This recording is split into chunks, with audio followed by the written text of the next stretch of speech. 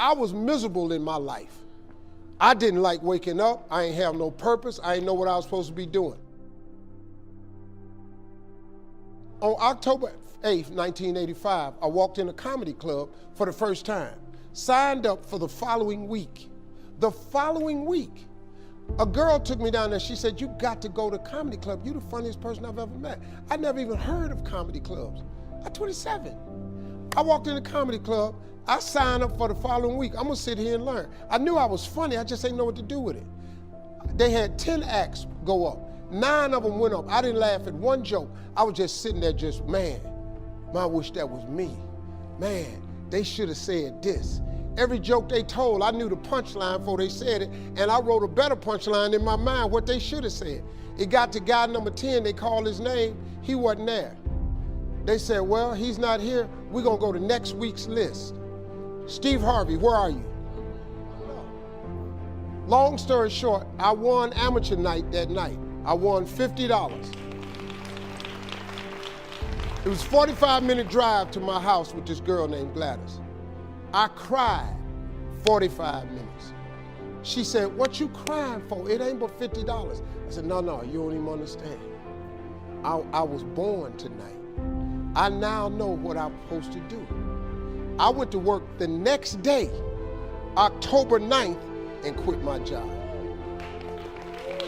With $50, I had nothing. I just never gave up. I'm gonna tell you something. That decision cost me everything I had. I lost everything. I lost my family. I lost friends. I lost everything. I became homeless. I lived in a car for 3 years. But I just saw this, I saw this vision. I just pursued it. I said, wow, that's it. You have to take chances in life. Life is about risk. If you play it safe in life, you ain't gonna have much of a life. If you play it safe, you won't have much of a life. Life is risk. It takes courage to pursue your dream. Now, it's gonna cost you something.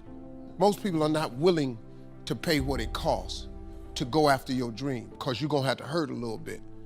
And most people don't like being uncomfortable. If you don't wanna be uncomfortable, please do not pursue success, because success is a very uncomfortable feeling.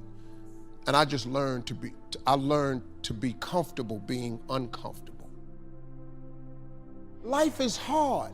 See, for every time you have a plan, a dream, an aspiration, or a goal, do you know what happens every time you have one of those? This thing comes along called life. It happens to everybody. Life has disappointments. It's got peaks and valleys. You're gonna lose somebody you care about one day. That's a valley. Somebody gonna close the plant you thought was gonna stay open so you could retire. That's a valley. Somebody gonna fire you for an unjust cause. That's a valley.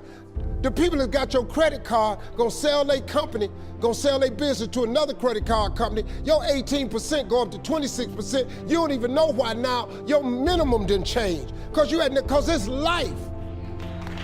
You can stop thinking that life fitting be easy, because I got news for you, it ain't.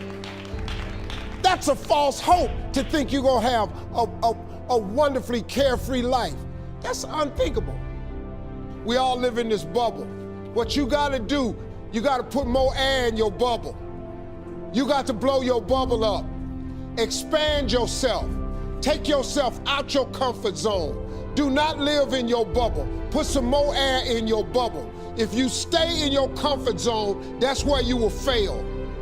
You will fail in your comfort zone. Success is not a comfortable procedure.